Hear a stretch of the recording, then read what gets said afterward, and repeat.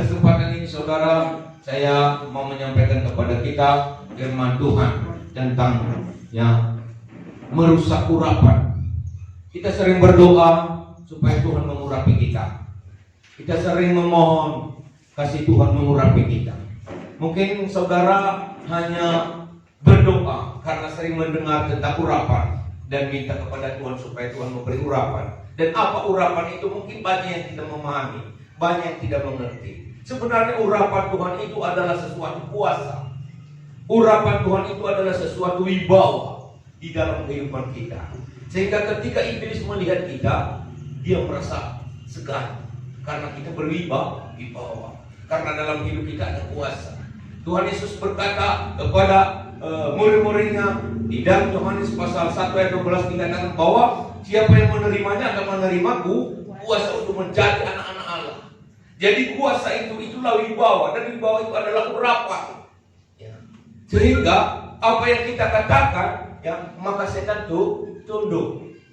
Nah, jadi anak-anak Tuhan itu, orang Kristen itu sebenarnya orang-orang yang berwibawa.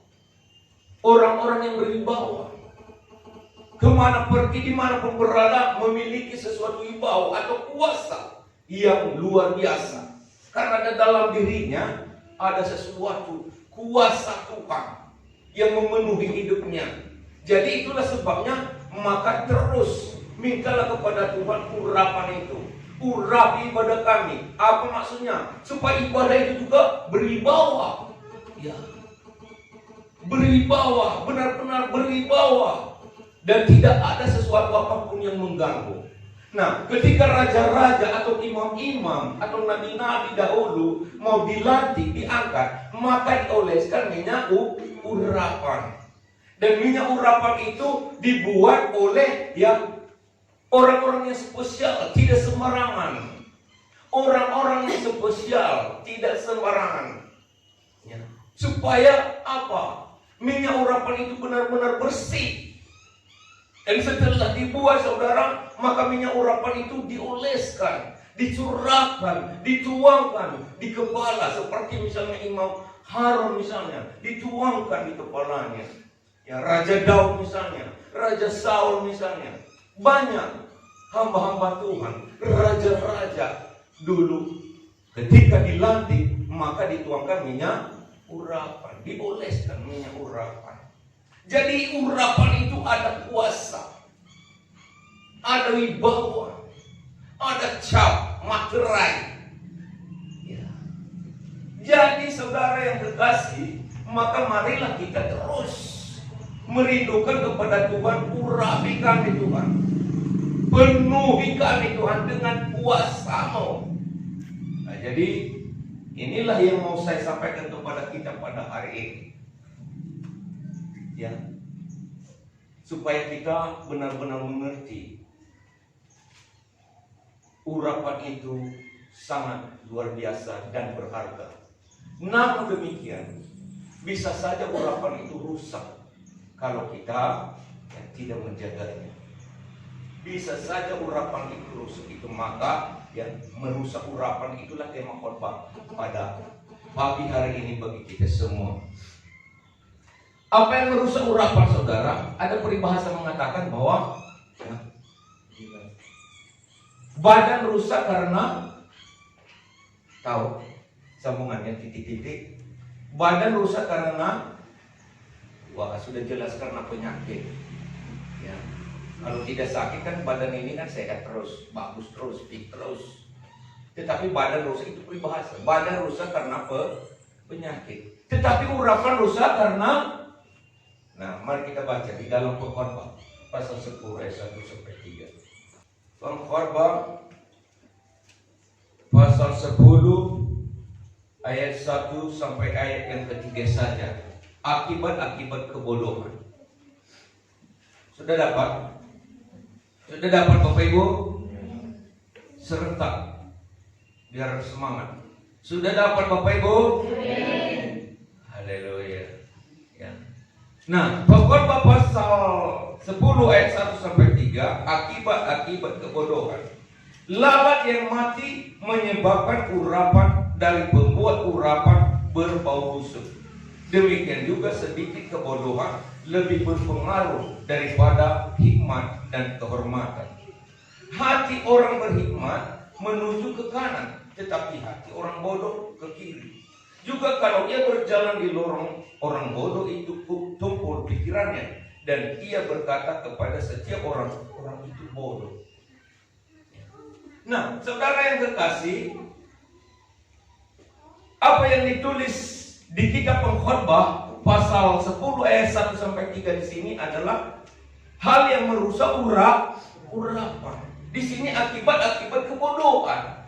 Ini judulnya, akibat-akibat kebodohan. Nah, kebodohan apa yang dia bicarakan? Di sini tidak dia membicarakan mengenai kebodohan karena tidak bisa menulis.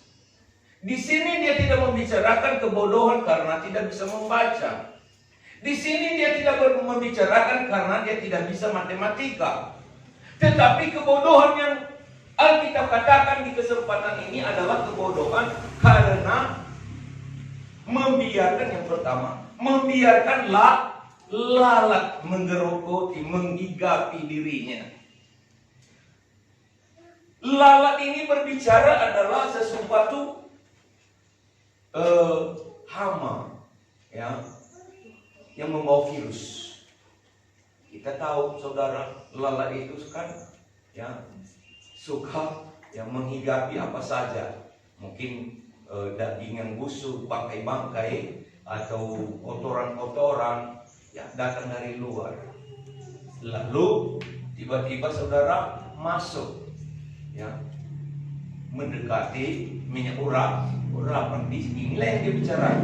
Akhirnya lalat itu, saudara, terjebak di situ dan mati. Nah, gara-gara lalat itu, saudara, jatuh, ya, ke dalam minyak urapan, sehingga minyak urapan itu pun jadi rusak. Apa yang dimaksud pengkhotbah dengan lalat ini?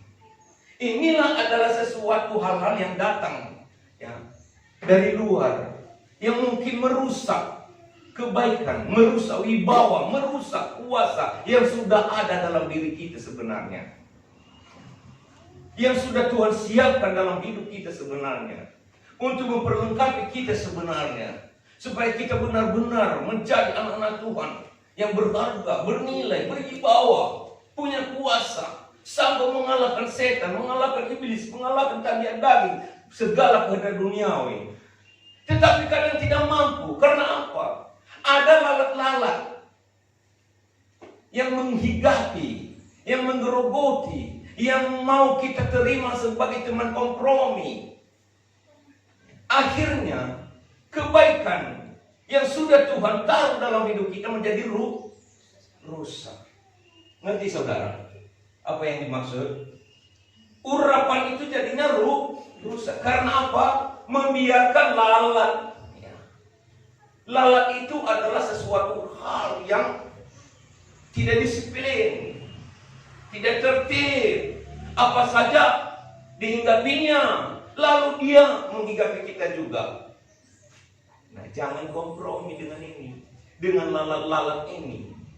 Bisa saudara mengerti apa yang dimaksud lalat-lalat yang datang dari luar itu, yang bisa merusak urapan dalam hidup kita, yang bisa merusak kuasa Tuhan yang Tuhan siapkan memenuhi hidup kita.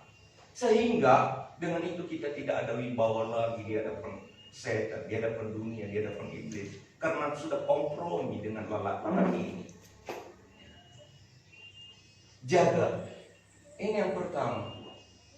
Yang kedua, saudara, kebodohan yang dia bicarakan, ya, bukan hanya membiarkan lalat itu saja, tetapi membiarkan juga hati kita tidak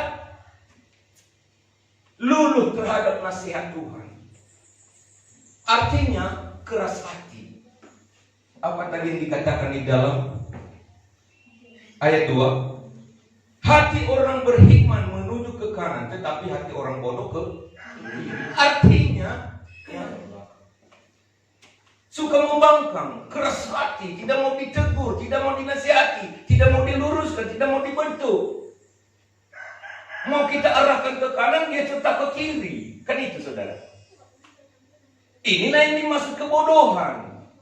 Kalau seperti itu urapan yang ada dalam hidup kita, yang Tuhan rencanakan untuk memenuhi hidup kita, tidak bisa utuh, tidak bisa jadi bagus, melainkan jadi rusak.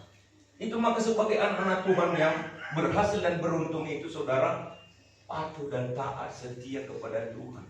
Sepertinya anak-anak yang tidak tahu apa-apa tentang dunia ini, tentang hal-hal pengaruh godaan dunia ini, ya, keindahan-keindahan yang ditawarkan setan dan iblis, hanya tahu menyembah kepada Tuhan, patuh, polos.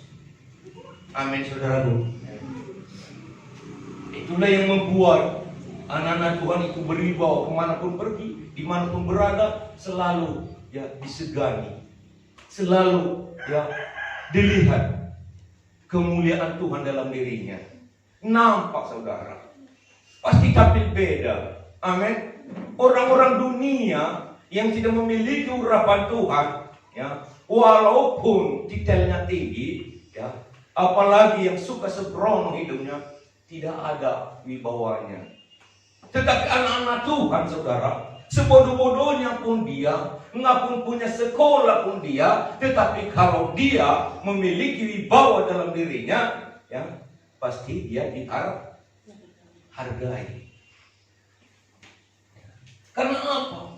Kuasa Tuhan itu, wibawa Tuhan itu, kemuliaan Tuhan itu bersinar dalam hidupnya. Apalagi dia suka berdoa, apalagi dia suka memuji-muji Tuhan, menyembah kepada Tuhan. Dia mau keluar, dia mau berjalan, tampil beda. Dia akan nampak, siapa dia? Orang yang belum pernah mengenalnya pun akan bertanya, siapa dia? Ketika dia berbicara dengan ya sepantasnya, tidak menggunjingkan orang. Seperti ayat yang tadi dikatakan, saudara, yang dikatakan ya, dia selalu menggunjingkan orang. Dia yang bodoh dikatakan orang itu bodoh. Kan itu orang bodoh ini kadang-kadang. Ya. Nah, karena pekerjaannya itu, saudara. Banyak orang yang seperti itu kita lihat, ya, menggunjingkan orang, menghina orang, merendahkan orang, tanpa memikirkan siapa dirinya. Nah, inilah, saudara, ada peribahasa satu lagi mengatakan bahwa kadang ya, muka jelek, cermin dihancurkan. Pernah dengar peribahasa itu? Seharusnya kalau muka jelek, apa yang dilakukan? Ya dicuci lah, dibersihkan lah. Jangan cermin pula diselak. Cermin ini kan begitu ya? Haleluya. Ngerti maksudnya, saudara? Hidup ini seperti itu, supaya anak-anak Tuhan itu berwibawa.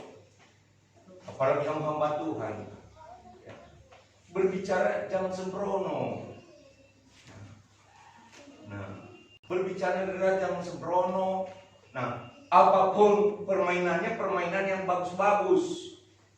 Ya, jangan hanya melulu, ya, titok-titokan. Nah, selalu saya ungkapkan beberapa kali ini. Ya, jangan, karena ada wibawanya. Tidak terukur siapa dia, orang tua, remaja, atau anak-anak. Kalau dia display dalam kehidupan, ada kuasa Tuhan mengalir di hidupnya, maka nama Tuhan pasti dimuliakan dalam hidupnya. Urapan itulah, saudara, kuasa itulah, saudara, yang membuat dia berharga di mata dunia dan di mata Tuhan. Jadi urapan rusak karena membiarkan lalat menggegapi. Yang kedua, tetap berkeras hati. Kita ajar dia mau ke kanan, dia terus membelok ke kiri. Kita bentuk dia, kita mau didik dia, kita mau ajarkan dia, kita mau luruskan jalannya, dia tetap jalan ke jalan yang bengkok. Ini masalah, sehingga urapan itu tidak terjadi, sehingga dia sama saja di mata dunia. Iya, apalah artinya mau mengikut Tuhan? Kata orang-orang yang tidak pernah mengikut Tuhan. Si anak itu aja sudah lama ke gereja, hidupnya masih belum berubah. Apa gunanya? Waktu dia mengikut Tuhan, masuk 15, keluar juga sampai sekarang juga tetap 15. Nah, ini masalah. Karena apa? Tidak ada perubahan. Mau disuruh dia berjalan ke kanan, kanan, dia tetap berjalan ke kiri. Inilah bentuk-bentuk kebodohan. Jadi Alkitab, kitab Pengkhotbah pasal 10 ayat 1 sampai 3 mengajarkan kepada kita sekarang akibat-akibat kebodohan. Kebodohan yang dibicarakan bukan kebodohan masalah tidak bisa menulis, masalah tidak bisa membaca, masalah tidak tahu matematika, tetapi masalah kompromi dengan lalat yang membawa kotoran. Sehingga urapan itu berbau busuk jadinya. Yang kedua, tidak mau patuh pada nasihat, pada tuntunan yang diarahkan kepadanya.